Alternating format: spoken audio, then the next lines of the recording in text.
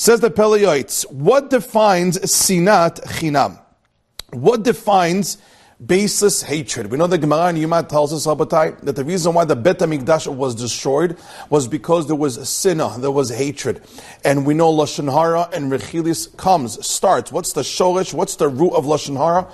What causes a person to speak Lashon Hara? Sinah, hatred that people have to one to another.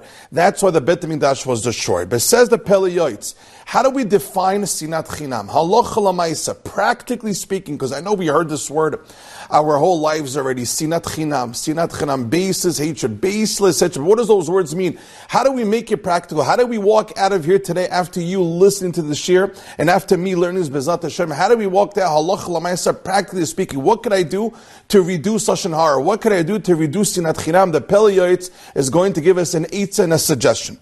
Says the Helige Peleiotes. Sin'ah, we know hatred, unfortunately. Motziim et ha'adam min ha'olam, like the Mishnah Pirkei Avos says, a person who has hatred takes him out of this world. When a person has so much hate in his heart, when a person is not getting along with others, he's getting damaged the most out of it. It takes him out of this world. What does it mean it takes him out of this world? He's living, he's alive, he's healthy, he's walking around, he's seeing, he's tasting, he's able to touch. But at the end of the day, if his heart is consumed with hatred, the guy is not alive. It takes him out of this world. He can't enjoy this world. V'hi goreret averot arbeh. Sinner causes a lot of sins. Ki sinat torer medinim u'balei machloket. Because when a person has so much sinat, it's going to cause a lot of din, a lot of judgment, and a lot of arguments. V'li de lashon hara. V'goremno shviliot chovel u'manev v'nokem, is going to cause him to be a person who revenges, a person that goes out of his way to hurt his friend. Kenachash, like a snake. V'od arbeh raot rabot. And a lot of bad things, ra, comes out of a person who has sinah, hatred in his heart. But then he goes on, Rabbatai, and this is what I want to quote you.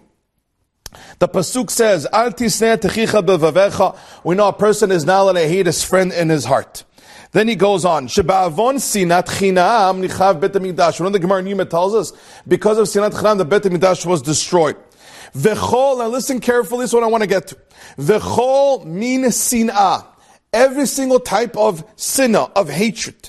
Kiruya is called and named, and it's under the category of sinat chinam, baseless hatred. Why? Shekola ta'anot, because all the reasons in the world a person has why he's allowed to hate his friend.